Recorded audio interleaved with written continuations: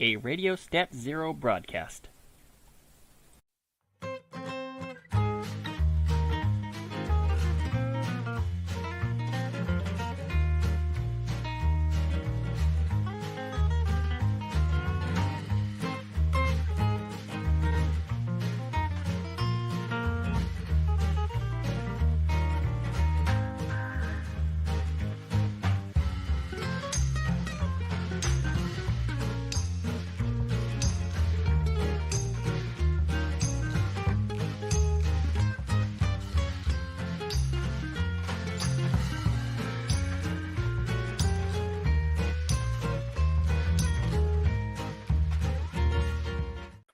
Well, good morning, or whatever time it happens to be for you right now.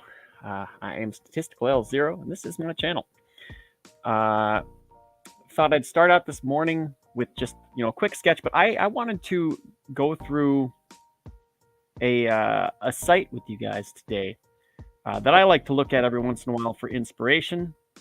I wanted to look at it, just to kind of just do some commentary, some analyzing for myself, and sort of bring attention to it, and just to have some fun. Let's hope I don't get struck eventually here. That's why for this first little bit, we're going to be,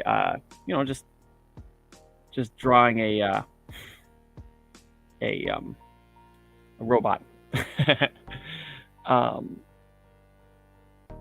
But that's one thing that when comics kind of fail to get me motivated and fail to inspire me. I'm reading through comics, I'm looking through the art, flipping through and stuff like that.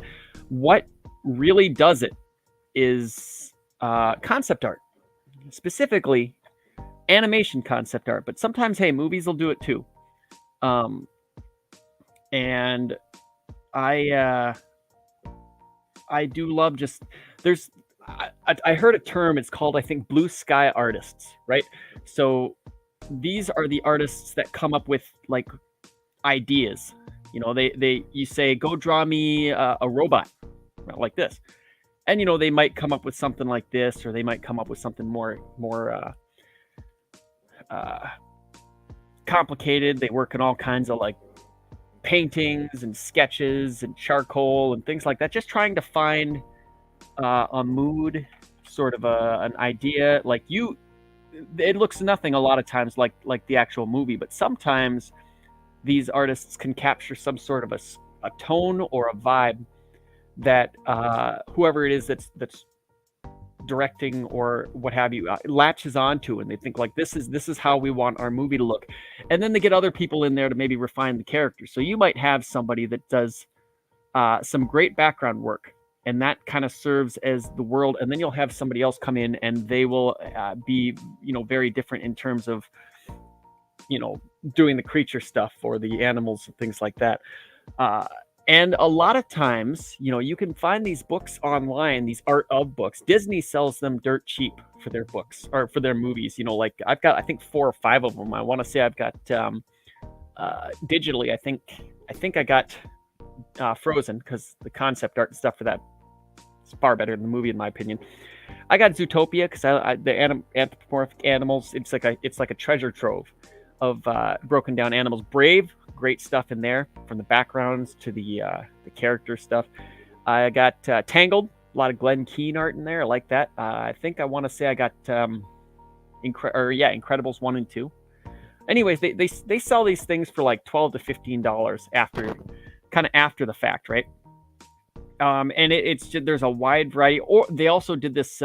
Disney also did this series called "They Drew as They Pleased," where they took lesser known or like background blue sky artists, and they kind of gave them a spotlight, so you could kind of see their work. Because usually when the animation work is shown off, it's a lot of times done by the lead guy, the animator or something. So for example, if you look at Sword in the Stone, you're going to see a lot of Milt Kahl artwork because he did a lot of the designs for like the characters and stuff. But there are lots of background artists and things like that go in there, and they they set the flavor of the movie. They set there's a lot of stuff in there that, and the artists usually don't get a lot of credit. You know, which is fascinating to me. Some of these background things, and it's very inspiring because you get such a wealth of different styles and ideas coming up for pretty much just the same thing. Or like someone says, like I said, do a robot, and you'll get like 50,000 different ideas on what this robot could look like. I mean, that's obviously concept art at kind of its core, but with animation, it seems like there's something a little more special because you can go pretty much anywhere with it, right? Like with regular movies, like there's a barrier in which you can kind of go. Eventually, you kind of keep it in the realm of reality. Right? You might see a lot of fashion stuff, a lot of costume stuff, and then maybe some concepts into the world. And I mean, now that we have CGI, they just kind of have people acting against the green screen, so they make that world come to life. And, I have my pluses and minuses about that. I prefer like a set, being able to see a tangible kind of thing. It comes across on the screen as far as I'm concerned. Like you look at the Marvel movies, and sometimes those backgrounds just they don't necessarily look right to me. But that's just me. So what we're doing here is we're having a little like sketch before we really get into the talking of it. The site that I'm going to talk about and we're going to go through, there are, I want to say, probably hundreds of different shows and concept art. Citizen Ronan, welcome to the nest. There are hundreds of little like concept arts and stuff on the site that we're going to go through. Just a few. I've picked out just a few this time. We might do it again because I think it's a lot of fun. I was just looking through this site for a little while, and because I've had a bookmark forever, and I've gone to it a couple times, but I really haven't had time to sit and dig in to the nuts and bolts of it. Forgive the pun, but I thought it would be kind of a fun thing to do. They all say, you can't base your channel just on one thing. So, just basing it on comic books, much as I love comic books, it sometimes isn't quite enough. So, I mean, like animation, artwork, concept art seems like as good a thing as any, because that is what I'm interested in. That's what I love. Doing like spotlights on those kind of things. Because sometimes, as far as your favorite artists, you can only find so much.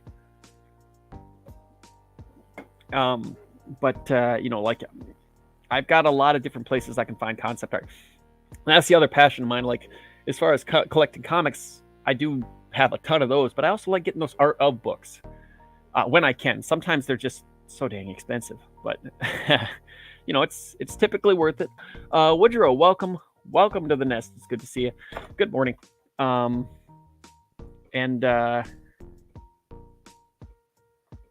hello. So yeah, I'm just doing this quick sketch just to kind of start the thing out so that it can be truly a random draw stream, because I am doing some drawing. I'm doing that thing that they always say, don't do. Like a lot of times, maybe this is just an animation thing. They say do one deliberate line, like that, and it'll be clearer and stuff. And sometimes they, don't do this weird sketchy stuff, but I kind of like the way it looks, so sue me. I try to do the deliberate thing and just put the line down, but sometimes it just ends up like, maybe it's sort of a thing that I do when I talk, just to kind of keep my hand moving. I don't know, people have said this is really difficult to sit and talk and do commentary and stuff, and it certainly took me a little while to get used to it, because the first videos I did, it was a lot of yeah, so blah blah blah blah blah blah blah blah blah blah blah blah blah. Woodrow says I've always done sketchy as well. Yeah, sometimes I just like to keep my hand moving, but other times, I think that deliberate motion is very necessary. I think maybe I'll just push that out a little bit, get rid of this. But the idea for this show came, I was looking at some Studio Ghibli art today. I think it was for Spirited Away. And I was looking at the storyboards, and I really loved how like utilitarian it was. Because Miyazaki, he just tends to, when he's doing his storyboards, he tends to just do the pencils, and then he gets out some watercolor, and he just goes over it pretty much like this.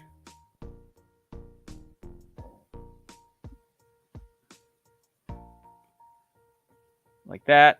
He's not even really all that clean with it, it's just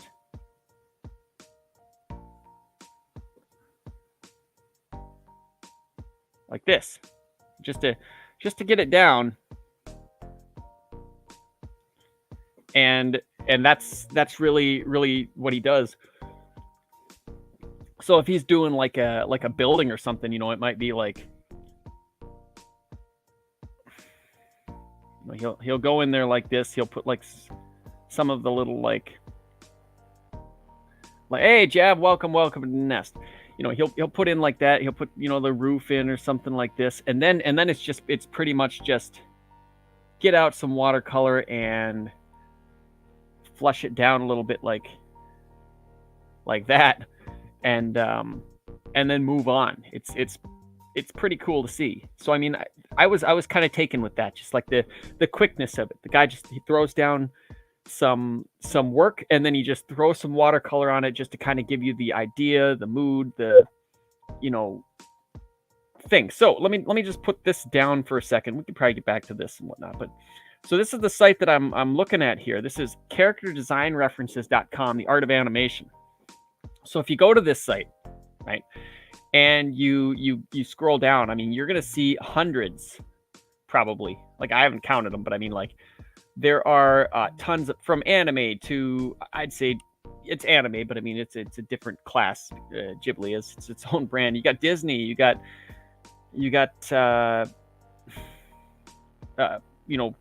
TV cartoons, you got WB stuff, you got old 85 She-Ra, Princess of Power, the Filmation stuff, you got Cartoon Network stuff, you got there's a ton of stuff in here, like Don Bluth stuff, you got DreamWorks stuff in here, you got there's I know there's more, I'm sure there's more, but I can't tell you a whole lot about a lot of these anime, but because I don't watch a ton of anime, it's something, it's not all of it, mind you.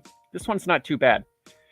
But the thing that bugs me a little bit, Woodrow says Samurai Jack was amazing. I've been watching it for the first time, and I'm really liking it. The only problem is it's a hard thing to have on if you're doing something else, because you have to, just like Primal, which is also awesome, you've got to pay attention to it because there's not a whole lot of like dialogue in it.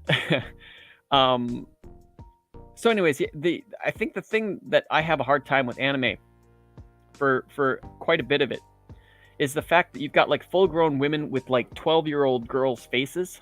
I don't really like that from an aesthetic. Sometimes like this is a little bit better. When they look like women, it doesn't bug me as much. But when you've got like a child's face on an adult body, there's just something weird about it that I just kind of back up from, you know what I mean? Especially like a well-developed adult body. It's one of those things where I just kind of like, see, this isn't, I mean, I understand it's cartooning, but that kind of thing just doesn't really appeal to me. Disney sometimes does it too. Some of their characters their eyes get so freaking big that it just kind of like, that again, not my favorite. That's just that's a design. It's a personal thing for me. It's not a huge, I think the ones that sometimes do, I mean, Cowboy Bebop's pretty good about it. And Lupin sometimes pretty good. Other times, but anyways, so let's go look through some of these selections that I got going on here. So the first one here, I haven't actually watched this movie, The Good Dinosaur. This is, I feel like I need to start a sketchbook of this kind of thing right here. You know, like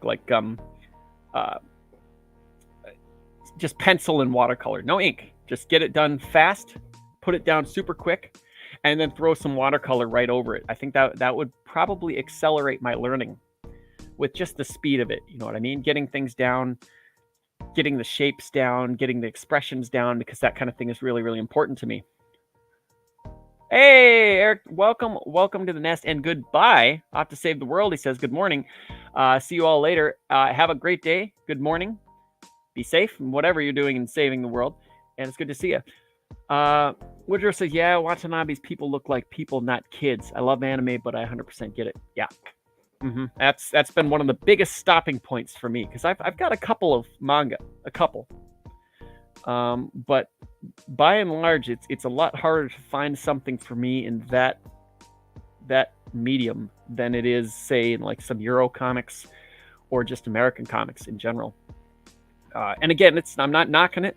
It's just a very difficult hurdle for me to get over. But this is a great site that I go to for like a little bit of help in breaking down shape. You know, something like this T-Rex here. You know, you just that boxy head, and you can even do like an S curve. S curve here, S curve here, S curve there. You know, I mean, like, people don't quite get that, like, so much of the body, and many bodies are just made up of S curves. I mean, even here, drawing this little stick like this, and then just kind of like building out that beak from there. That's sometimes all you need to do. It's like anything, it's simple when you know how to do it. That's another thing, like getting in with colored pencils and stuff. I feel like I need to expand. Maybe I'll try putting colored pencils on some of my watercolors to see if that kind of helps to bring out a little bit more color. There's a lot of things. The one that I did yesterday with the stork sitting up reading some bad news in the newspaper. There are a lot of things that I feel like I could have done differently, especially in the background sky. It was a heck of a learning experience. And I'm wondering if maybe putting some colored pencil in there to subtly change things wouldn't be a good move. But that's kind of portfolio finish stuff. This is, I'm thinking more like sketchbook type stuff. I've got some small landscape watercoloring sketchbooks, and then I think I've also got like a 9x9 or a 10x10 watercolor sketchbook too. It's a square one, and I'm trying to decide, how much of that I want just to be really sketchy and quick and messy, and how much of it I want to try to do as many finished pieces as I possibly can. Now getting into, like, I think this is probably digital, but getting into like the actual weeds with the paint and stuff like that, Woodrow says that style's amazing. It's good stuff. Probably not something for me. This is another thing that I need to personally work on and work through, is just landscape, background. Getting that kind of mood. That if I'm doing comics, this kind of thing I think is essential, because if you think about it, the background isn't really just a background. The background is a character, right? Like, you can go into a great example is like Lord of the Rings. When you have the Shire, you have a very happy character, lots of blue sky and sunlight and green grass and trees and things like that. Now contrast that with Mordor, right? It's dark. It's like blacks versus orange. It's ominous. It's angry. It's kind of evil. This just the character in itself, or like contrast that with Lothlorien, or with the bogs with the dead people in there. Very, very different characters, very different. And I think if you're drawing, if you're creating, it really helps to to look at it like that. You know, your background is a character. And when the character's happy, when the character's fine, you know, you're calm, you're brighter colors. When the character's not so happy, when it's not in a good mood, that's when you get like, you know, run down, darker, messier. That's something I keep in mind when I work on my stuff. You know, the background is a character. You know, you take a look at some of this stuff. Okay, so this is The Good Dinosaur. We looked through a little of this. I haven't seen this movie. This is one I skipped. I don't think it was a very popular one either. One day I'll have to track it down. What did I got here? Winnie the Pooh. Oh boy. This one I think is from a newer version, 2011, Art of Winnie the Pooh. So that came out in 2011. This is a great go-to for once again, like breaking down some animal stuff, just kind of silly animal type stuff. This rabbit, for example, heck of a resource and a go-to for me for drawing rabbits and stuff like this. You know, like the shape of the head, it's just very much a circle, and then they build on this little snout right here, so you get like your circle snout, and then you could almost do like a line like this, right? This line right here, and then build out from there. So I'd have another circle right here. I'd have another circle right here. And then you can, I usually, when I draw my arms, I typically do like from the shoulder to the elbow, and then in, and then maybe I'll draw a mitt, you know, all around, and then back out. So I start from the shoulder and do the outline of where I want that arm to be. And then later on, I fill in all the stuff. But when you've got this circle, like, here, let me pop this over here. So when you've got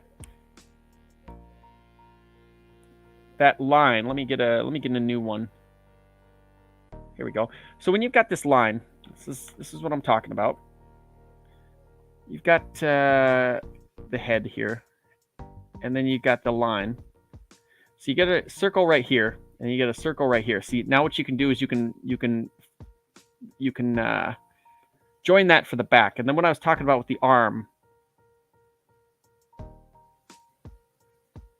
like that, and then like maybe he's waving. Like that. He's looking behind him. So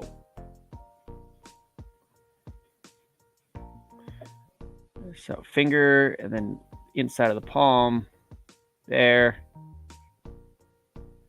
Maybe have that separate there, and then we'll put this work forward there, right? And then see from here, you've got your hips, so you have something to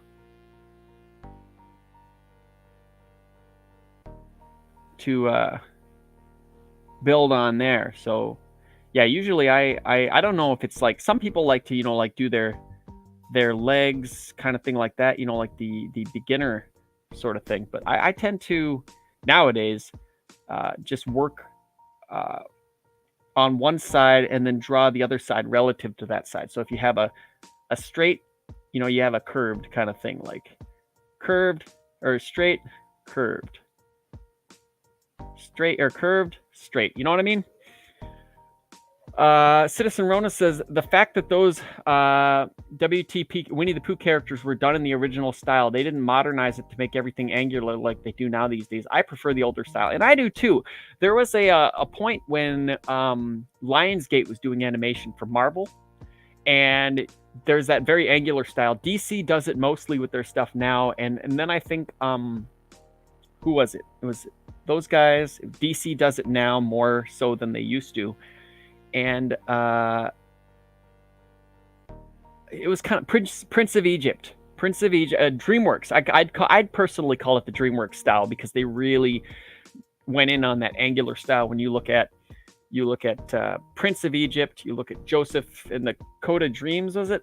You look at Road to El Dorado and Sinbad. Those specific 4 ones, very angular. Put that down. Okay, so and these course, but the thing is, this is a lot harder to do. You know, I think that's what they're doing. They're looking for ease. And this kind of thing is tougher to, like, you don't find people that animate like Milt Kahl anymore. You don't find people that animate like Mark Davis. It just doesn't happen. That's right. Fingers aren't just rectangles. Although Milt Kahl did some pretty great rectangle fingers. I'll say that much. And another, I mean, you know, this kind of thing, a little harder to do. And Mrs. Good Stuff, welcome to the nest. A little harder to do in watercolor, although this might be watercolor. A little harder to do with my watercolors. But yeah, this sort of thing, it just invokes such a mood in what you're doing. This might actually be watercolors now that I look at this. This definitely is watercolor. And this is where I got to get to. This is the destination that I have to find. Getting some of those consistent washes is sometimes a little bit of a challenge, I think, especially, you know, might be the paper, but it also might be the brush that I'm using too. So yeah, lots of background stuff in here. What's the next one I had? Now, My Neighbor Totoro. I watched this movie and it's beloved. It's beloved by a lot of people. Jab says this site has a lot of Gynax and Sonoda stuff. Nice. Has a lot of stuff. Holy crap. So if you haven't seen this movie, you're going to find there are a couple of weird things about it. One, there is no antagonist in this movie. Not that I can remember. It's mostly just what the kids say these days, a vibe. You know, these kids, this family moves into this house, and this house is like, it's just like, it seems like it's silly with like wood spirits and stuff like that. And the kids make a connection with this wood spirit. There's cat buses. There's all kind of, I think it's just sort of a kids must like it because it fuels the imagination like crazy. You know, you move into a new place and it's like there's a forest. What lives in this forest? Oh my gosh. Imagination runs wild. And that it's kind of a, you know, it's a character study. You know, you see these little girls, and Miyazaki always does this really great thing where he puts these details in that bring the life up. One thing I like to remember is Spirited Away, when she's putting on her shoes, she takes a step to like tap them on the toes so that they fit right. It's those secondary kind of actions and things like that bring the life to these characters. And see there, what I was talking about. He just lays down the pencil really fast, and then throws on a quick bit of watercolor just to kind of give you an idea of this dress is this color, this shirt is this color. Bam, done. Jav says Totoro is my favorite Miyazaki. I'm more of a Takahata guy. I think Spirited Away is probably my favorite. I think that one was really, really well done, and I do like. I've got his new one, The Boy and the Heron. I haven't watched that one yet. Howl's Moving Castle's pretty good. The rest of them, I think Princess Mononoke was the first one I ever saw. The rest of them are a little hit and miss. You know what I mean? Like you can tell he's working through some stuff as he's doing it. And he has a weird habit of like, working on his movies as he goes. He doesn't have a finished script. He just starts going, oh, then he does this, and then they do this, and then this happens, and then this happens. And they kind of like cut it together as he's working on it. So he's coming up with this crap, and he's working as they're animating. He just hands it off and says, animate this to his team. You know, like that's a really weird, from what I understand, he builds the railroad track as the train is going, which is a unbelievably unusual way to do things, you know, to do movies. But, you know, it works for him. I don't know if anybody else does things like that, because that seems like one heck of a risk to take, especially with hand-drawn animation. But, you know, that's just how he does it. Look at that cat bus. Heck of a concept right there. Again, just pencil down, quick watercolor. I think it looks great. Although sometimes the pencil does, like, you know, the watercolors and pencil kind of blend together and it gets a little bit lost. Have to really look through it. But yeah, you know, it's stuff like this that I think really can get your mind working. Something so simple. Get your mind working, and whether you're an artist or not, you just start thinking about all the possibilities. Next one that I had up, I don't remember how many I had. Coco, another movie I haven't seen. But I was taken with this artwork, the style of artwork, the sketches of these skeletons. I guess this would be considered almost. I mean, it's kind of Mexican traditional. We have Americana. This would probably be what, Mexicana? Is that a thing? Canadianicana or something for Canada? Like just like really pushing up your culture and creating artworks that are almost to glorify, like Norman Rockwell did for America, small town America. Like that kind of thing. This sort of you see these people and they're drawn like to be. You can kind of see who they were in real life. And I find that fascinating. I find it intriguing. That each person kind of tells a story of who they were, because they just kind of like end up being the same thing in the afterlife. But this is another one that I haven't seen. I heard it's a tearjerker. I hear it rips your heart out. One day maybe I'll track that down. But the art, these concept sketches have kind of like taken me a little bit, because I think this is sort of the way I work too. Like when I'm setting something up, a lot of times my layouts tend to look a bit like that. I'll just show you here quick. I did some layouts. Let me just hide some of the dialogue here for these comic strips. Did some layouts yesterday, and oops, I'm back. They look a lot like this. This is layouts for 2 comic strips. I want to say these are 46, and so this is 80. They're in the 80s, anyways. This is the fast stuff, and then I got to go through and I got to re-pencil these, and then I got to ink them. Sometimes I'll skip to the ink side, but I find that if I do that, it doesn't look quite as good because there are so many different lines to choose from when I'm going through. But like my first impression, my first pass is that is what it looks like, Don't say that. Okay. And back to this. And I think this is the kind of thing that I should probably be doing more in my sketchbook. Just trying not to finish pieces necessarily. Just going through an entire page of hands, an entire page of heads, taking a dog or something like that, and just really going crazy with the anatomy of it, really learning that stuff. I do that sometimes, but then there's that unbelievable temptation to just finish the drawing, get it done, and then don't do anything else on the page. But that's I think probably not the greatest way to use a sketchbook, right? You want to get in there and you just want to make those pages messy, and you want to put as much as you possibly can. And look at the shape on this here, the just the big barrel chest, and then the tiny little skinny legs. I love that. This is a great body type to me. It's very cartoony, but this is the kind of thing that I love to see and I love to draw. I got to look into a little bit more into these later. Look at these cartoony like skeletons. Just the expression and the emotion that you get out of these things. That's beautiful work right there. Oh, look at that. Like once again, just like the shapes going on, this D shape here that kind of takes up the pants and the chest. These kind of gestures. I got to do a bunch of these. I really do. It just makes me want to stop and just sit and draw. Whoops. And that's all I had, I guess, for that one. Coco was the last one. Yeah,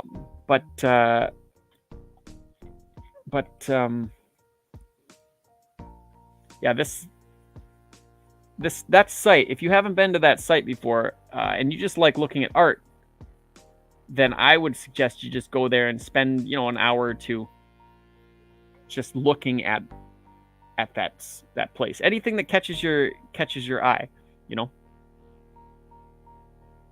is it's worth it. It's worth it, I say. Let's just draw something else quick. See here.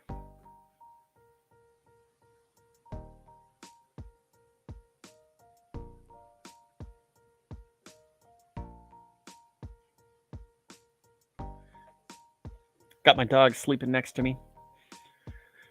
So I can just sit here and draw for a little while because he's not competing for that attention.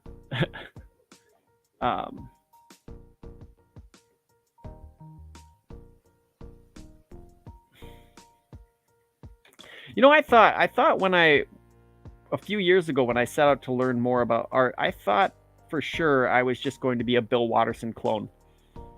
Because at the time I was reading a ton of Calvin and Hobbes, and I thought that's a great starting point. I'll just, his stuff is so recognizable and energetic, and I think people saw that in my work.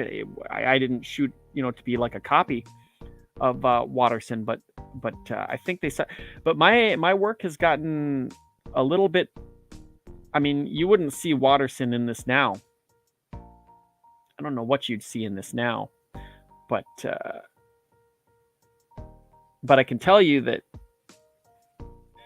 if you want a challenge, and you're an artist, if you want a challenge, get yourself going and draw in front of other people. You know what I mean? Like, give yourself a chance to fail right in front of them. And that'll boost you quick.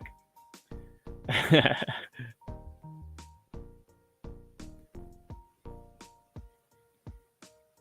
don't like that hair.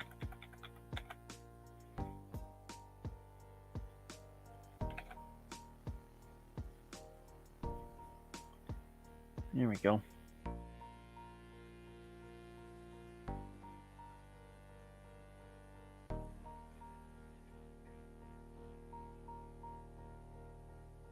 Because I think that's probably been one of the things that has helped me get better in the last couple of years, I'd say, is getting used to talking while I'm drawing.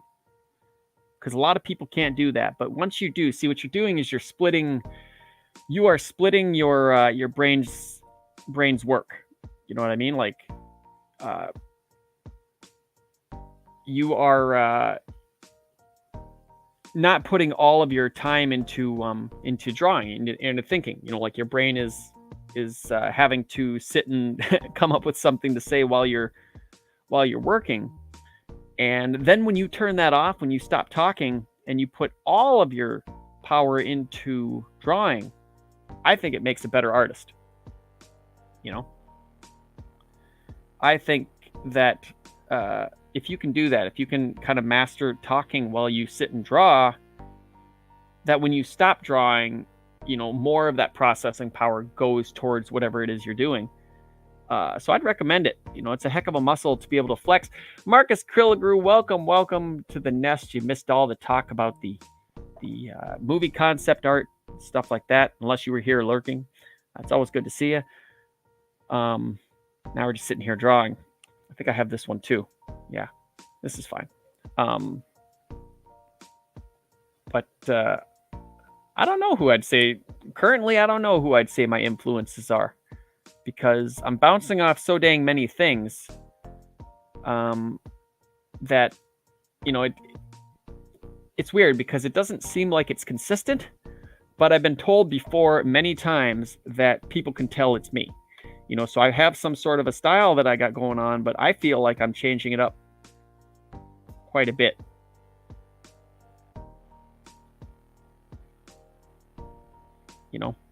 But maybe that's just me. Ronna says, I think you're developing your own style, Stat. I see a lot of classic cartooning and animation. Well, good. That's because that's what I'm looking at. Besides comics, I guess I don't lean on comics that much for style.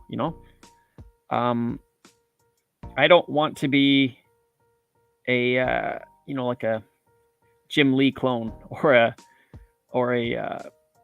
somebody you can see like, oh, clearly he's being like Mignola or something, like Mignola, whatever. I heard one and the other. I heard it's Mignola, and then which everybody says, and I heard Mignola, which I'm not 100% sure, but Mignola sounds right.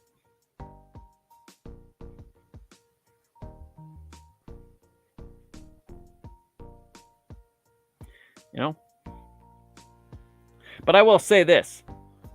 Marcus says, I don't try for style because he's cool. He's too cool for style. He's got and that's a style in itself. I I guess I don't try for style much either. It just sort of comes out, you know?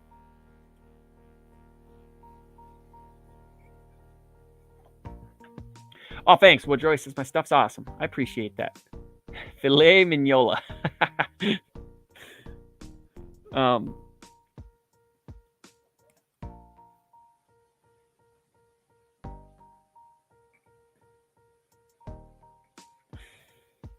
Just do a quick witch check. I guess we're getting on to October.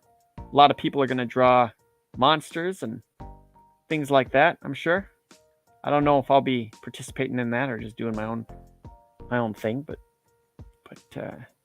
I guess I never do that. You know, everybody's drawing a lot of Christmas stuff during Christmas. I might draw Christmas in March. Maybe it's just because I'm like an iconoclast and it's like, oh, you're going to do that? Well, I'm not going to do that. I'm going to do something else. And then when you're not doing that, maybe I'll do that.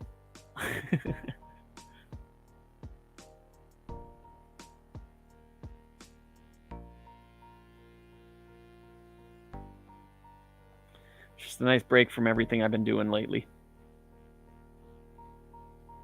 But, I mean, it's no secret. I prefer to draw animals than people. But I still like drawing some people. Oh, Marcus is doing the dishes. Wow, he's being productive at least. Unlike me, sitting in this chair, doing absolutely nothing. Doodling. Citizen Rona says, that's why I discourage people from copying artists that they like. To me, you should just take things you like and put them into what you're doing. I don't want to be a clone. Well, I think there's some merit in you know, like trying to draw like people you like.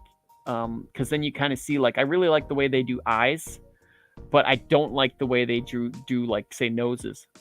But I like how this person draws noses. I'm gonna try, you know, drawing that like that, you know, like. But I mean, you know, you've got certain artists that they are very much, I don't know, it's like you've got gangs, right? Like the top 5 that I see would be obviously Mignola clones. I see a lot of Neil Adams clones. I see a lot of Jim Lee clones. I see a lot of Bruce Timm clones. And who else? Maybe Buscema? Or well, Bill Watterson has a whole lot. Maybe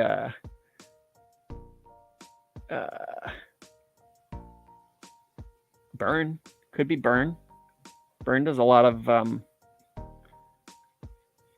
has a lot of no, maybe not. I don't know if as many people are aping on Byrne as they used to. But yeah, there are certain schools of. Woodrow says, getting ready for the kitchen job. Have a good day, everyone. Hey, you have a great day too. Thank you very much for stopping by. I don't know how long, maybe 10, 15 more minutes for me, but yeah, I certainly try to not do that, and which is funny, you know. I don't know if any of you in here are artists, you know, that have dealt with this kind of thing, but I think when I was going through my dot eye phase, you know, when I'd be drawing guys like this,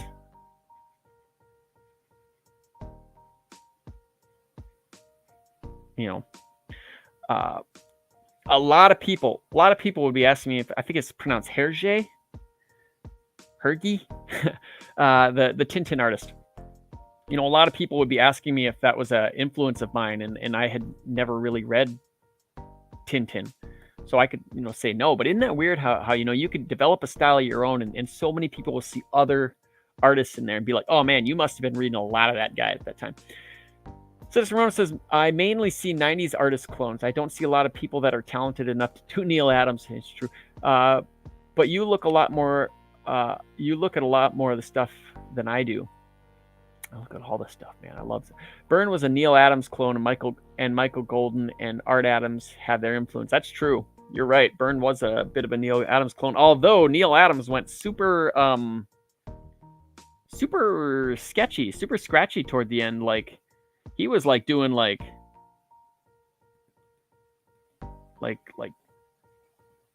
that. And I'm not 100%. I mean, it looked all right, but I don't know that it necessarily suited him, and maybe his hands were going a little shaky, and that's why he did that. Which, I mean, it works. You look at Frank Miller. That guy's just like, solid line, solid line. I feel almost like Frank Miller went like he has a big freaking Sharpie, and he just goes like, and he's done. And it's his new style, and I think that's a direct evolution from his Sin City style. Because, I mean, obviously Sin City was where he went and changed everything that he really was. Well, that's not necessarily true, because I'd say, he had some of that going with Dark Knight, but Klaus Janson came in and just refined everything. Because if you look at that background art, Miller is just like moving really fast, and it looks a bit like his Sin City stuff. But Sin City is where he solidified that, and I think in that context it works really well. But then when you pull it back into DC, I don't necessarily believe that it's a great mix for DC. Of course, it's going to be awesome for Sin City. He like developed that style specifically for that book, and if he were to go back to do some more Sin City, I think people wouldn't complain as much about his style, because it just, when you think Sin City, that's what you think. You think that art style. And I don't know if other artists would necessarily be as good. Like Mignola Hellboy, he gave it to other people like Duncan Fegredo, and it was all right. It wasn't bad, but I think with Sin City, if you got a bunch of other people doing that, it wouldn't necessarily hit the same way. That's just my theory.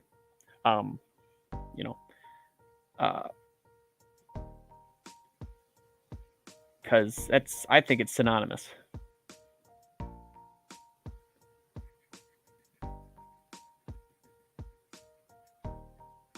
It's kind of like Calvin and Hobbes, like if he let somebody else draw that, I don't think that would mix as well, because Calvin and Hobbes is very deeply rooted in exactly what it was, and I'm glad he ended it early. I'm glad he ended it after 10 years. I think that preserved it.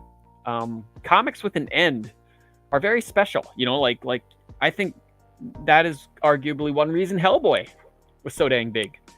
It had an ending.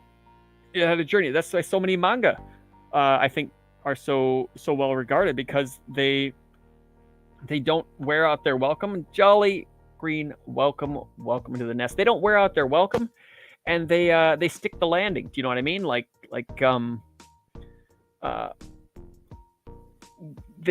They get to a point where they have nothing else to say, and they just end it. Now, that is one thing that I will say about many manga that I really like. Although I have a hard time finding stories that are for me. Might be a cultural thing, I don't know. I really like that a lot of them end. And you can read through that whole saga and enjoy it like it's a streaming series or a movie or something, and then take the ride all over again, rather than it just going off into weird places and nothing at all. Citizen Ronan says, another thing I see a lot of is people doing extreme amount of detail but ignoring simple things like correct anatomy. Well, Citizen Ronan, that the more detail and rendering you have, a lot of times it's just to mask your inefficiency or your problems as an artist. And that's I think that's a lot of people. Like you look at somebody like Alex Toth, and how unbelievably simple he was. And any artist that knows what he's doing is going to tell you that, even though it looks simple, Alex Toth is doing something very, very, very, very difficult in his work. Other artists, you see like a Jim Lee, and although a lot of Jim Lee stuff, one moment, guys.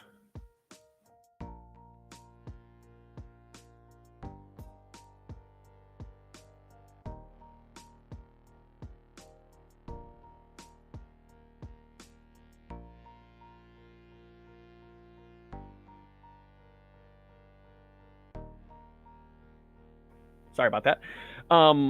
But you know, any artist that really knows what they're doing is going to look at Toth and say that is freaking difficult. You know what I mean? And they might look at Jim Lee and say that's tough, but it's infinitely easier when you're able to just, you know, look at me, I'm putting details in this dinosaur. Like that's texture. You know, some people know what they're doing and they can add that texture like it needs to be, and others really don't, and they just put it down because it looks good. And then when you step back and look at it, it doesn't look all that good. And you notice a lot of artists tend to lose that. They get rid of it. They tighten up. They get more simple. Or if they do a lot of detail, they might go the route of like Joe Madureira, Joe Mad, and Mark Silverstreet, where their pencils are so freaking tight. You know, everything is deliberate. Of course, the trade-off is that you become slow as dirt usually, like, you know, taking a whole year to do 22 pages. I mean, heck, that latest Batman thing that Silvestri did, like 7 years or something, and it shows. That's some tight penciling.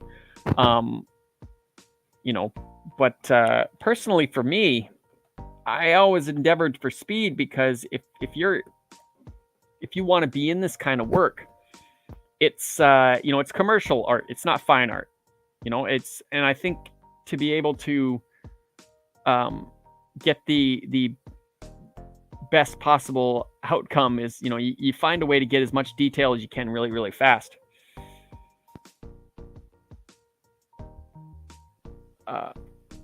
Marcus Kilger says, when a creator says this book is like the 90s, I think that isn't a feature. But, you know, the 90s certainly have their fans. You know, I think some of that might be nostalgia. Some of it might be, you know, just taste. Some people really like the extreme type stuff. And yes, Toth is fantastic. I'm a big fan of Alex Toth. And to an extent, you've got two guys, I think, one guy at least in particular, that is a modern Alex Toth. And I'd say that's Chris Samnee. If you haven't looked up his art, have a look at that. It looks very Toth-like. Yeah, one thing about the 90s is that I notice is that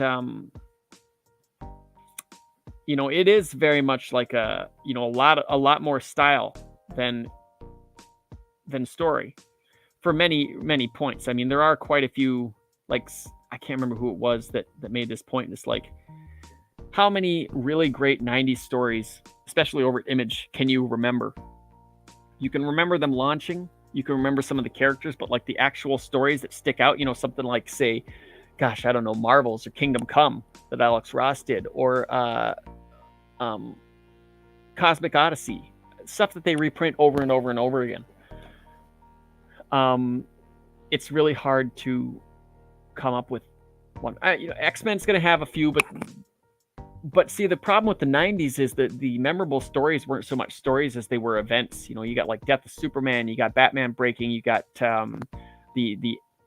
the multiple X-Men ones, Onslaught, Age of Apocalypse, you know, stuff like that. They're really bloated. There's lots of stuff in there that could be cut away and you wouldn't even notice. But the 90s was all about the event, right? After Superman, Death of Superman changed comics forever. You had year-long stories with 4 to 10 books involved. You know, Nightfall itself, the saga takes up 3 full-sized 700 to 800 page omnibuses to get from start to finish. Heck of a huge bloated story. Citrus Romano says, I like flourishes in detail, but I don't want to be overwhelmed. Just like the obnoxious amounts of color. Oh, you're talking about like the liquid color that they use a lot of now. I can agree. Mark Brooks had showed off, you know, his flats versus his color, and I have to say, I personally like the flats a bit more than the color, if I'm honest. I wonder if I can find them. I'll show you. Let me see here. I know we all like Mark Brooks. I'm not a ridiculous fan of his conduct. I don't know much about his art, to be honest. But we'll take a look at this objectively. This dude's been doing like Disney-fied versions of Marvel characters lately, and I'd probably say from a objective point of view, I prefer it to whatever it is I'm seeing on his colors. So here we go. Look at so flats versus his colors. I am probably in the minority. I prefer the flats. I like again here. See flats versus the color. I kind of prefer the flats. I might be again. You guys might disagree. That's totally okay. I like the flats. It looks like more of a classic comic, to me. And I think, again, like this could be a little more. I think if you had more rendering, like inking, I wouldn't be bad at all. This I think is a little much. I think this is why comics take so dang long or so expensive nowadays. But there's nothing wrong with his quote unquote Disney-fied characters here. With you, I really just like his color choices. Yeah, and I think he puts a lot of gloss, a lot of shiny gloss on everything, which again, that's a personal preference. Some people like that. I am not necessarily as big of a fan of that, personally. I think that it's clear. You can see what's going on. There's a lack of light source. It's true. And you could maybe just, put in some, slightly darker tones to get the light source that you need. But I very much prefer this kind of thing to what he's known for, his colors and stuff like that. That is without a doubt, I think, I wouldn't mind seeing some more books in this kind of stuff, or some kind of, more books in this kind of style. I think that would look great. Again, those are just, I think, sketches, but hands down, I prefer his. Yeah, we're not going to get into the politics stuff, but hands down, I prefer his flat type stuff and his more cartoony stuff to whatever he's doing on the. You know what the dude looks like? He looks like the lead singer of. Oh, 1 second. Let me pull up who I'm talking about. You tell me if you think so.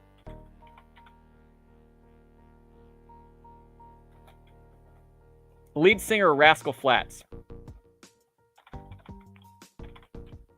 Let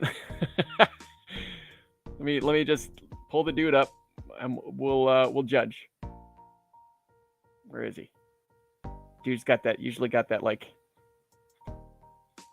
weird facial hair like this. He's a little heavier here, a little older here. Y'all remember Rascal Flatts? Yeah. That's what he looks like. He looks like a thinner version of that guy. All right, here we go. There. Oh, right there.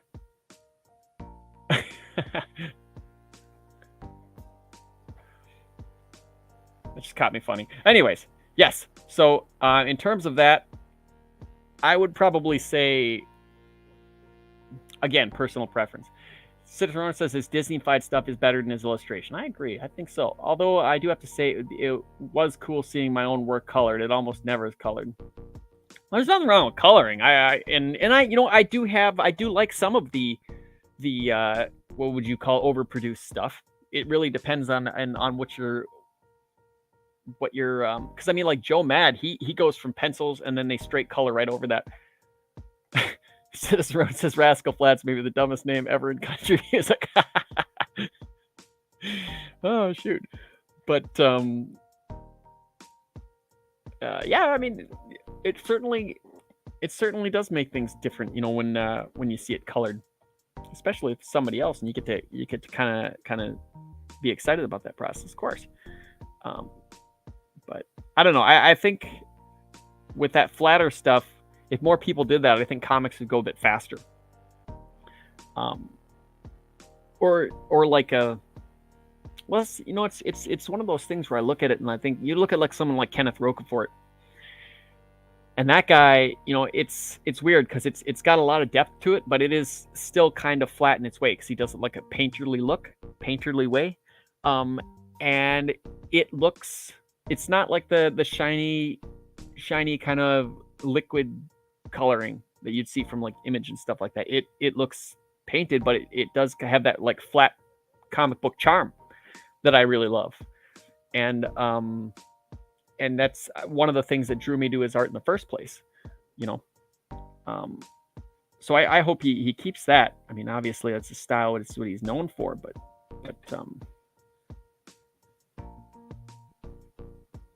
yeah.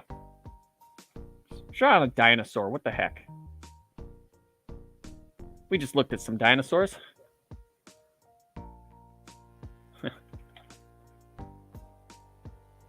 Yeah, I think these are my eyes. You can kind of tell it's me because of those eyes, right? But yeah, we hit that hour. I think it's about time for me to say good morning again to you. Citizen Runner says that shiny liquid color just looks like computer art to me. Whether it is or not, it looks fake. Yeah, it's been around since I think late 80s, early 90s. They really started doing that in Image, and I think Malibu Comics. Malibu might have been some of the first stuff to be colored digitally like that, and then Marvel acquired them. Liquid might have been the name of the company that did that, or at least some of the early Image. But this was a fun talk. I love having talks like this. I'm glad you guys showed up, and for all of you that are watching on replay, I hope you have a great listen, whether you're just kind of doing some work around the house, sitting at your desk doing something, or just staring at the screen and wondering why I talk so fast. I hope you have a wonderful rest of your day, and I will see you when I see you next. God bless you.